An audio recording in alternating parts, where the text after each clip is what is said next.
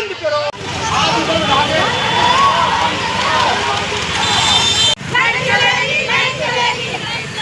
गरीबों को बेघर करना बंद करो, बंद करो, बंद करो, बंद करो, बंद करो। उनकी डेड बॉडी पड़ी हुई थी, उनको मिट्टी लगाने तक का मौका नहीं दिया उन लोगों ने। उन्होंने कहा मिट्टी उठाओ और मिट्टी लगाओ, लेकिन फ्लैट खाली करो। क्या कोई किराया वगैरह भी लेता है फ्लैटों में? कोई किराया वगैरह नहीं लेता। हमने फॉर्म भरे थे तो उन्होंने ये कह दिया था कि जब तक तुम्हारा नंबर नहीं आ जाता तुम इन फ्लैटों में रह सकते हो। हमारा कोई नंबर नहीं आया, अब हमको वहाँ से भी निकाला जा रहा है। हाँ सर, हम कहाँ जाएं?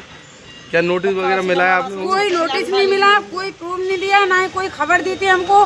डायरेक्ट 28 तारीख को 11 बजे आए थे और उन लोगों ने आते के साथ ही तोड़ा फाड़ी शुरू कर दी। डीएम साहब ने क्या आश्वासन दिया है? डीएम साहब ने कहा है देखिए हम एडीओ से बात करेंगे। रोड स्थित एक काशीराम आवास बना हुआ है वहाँ सारसोल के पास, वहाँ पे करीब 72 से 75 घर के लोग जो अत्यंत गरीब लोग हैं, उनके साथ 28 अक्टूबर में एडीए की टीम आती है और इन्हें कोई मौका नहीं देती।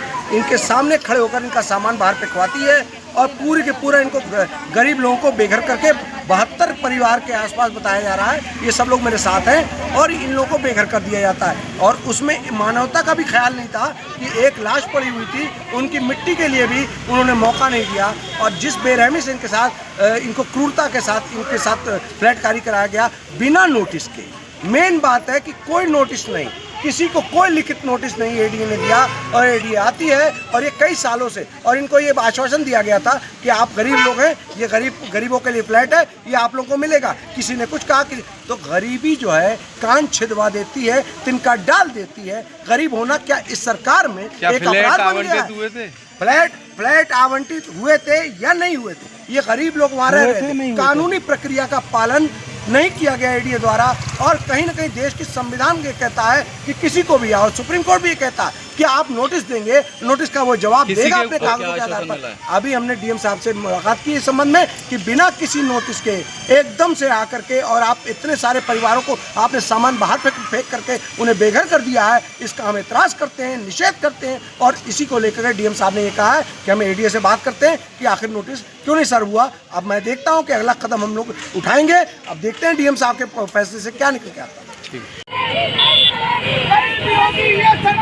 भैया भैया भैया भैया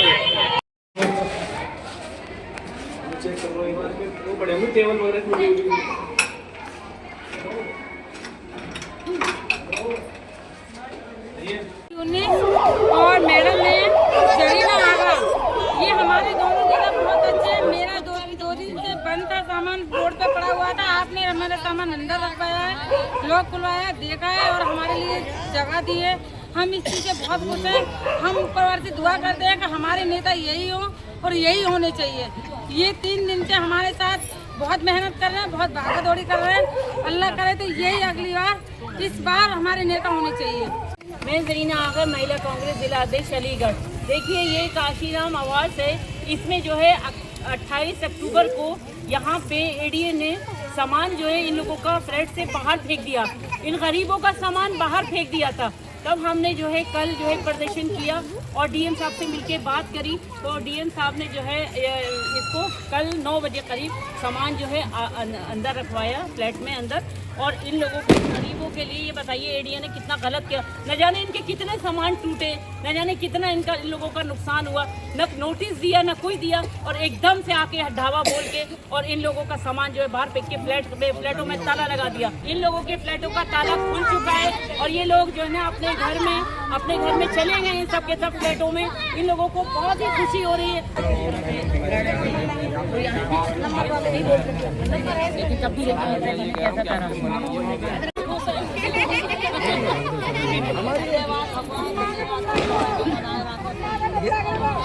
हमारी बहनें हैं,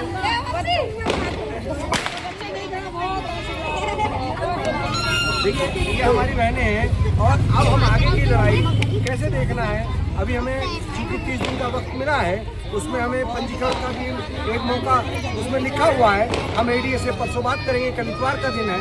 अभी ये लोग खुशी के माहौल में हैं। किसी तरह से 3 दिन इन्होंने खुले आसमान के नीचे गुजारा था। घर में बच्चे, छोटे छोटे जवान बेटियां थीं, वो भी तरस नहीं खाया गया था। लेकिन अब वो सारी चीज़ें खत्म है। मैं जिलाधिकारी महोदय को भी शुक्रिया अदा करना चाहता हूँ कि उन्होंने हमारी मांग को माना।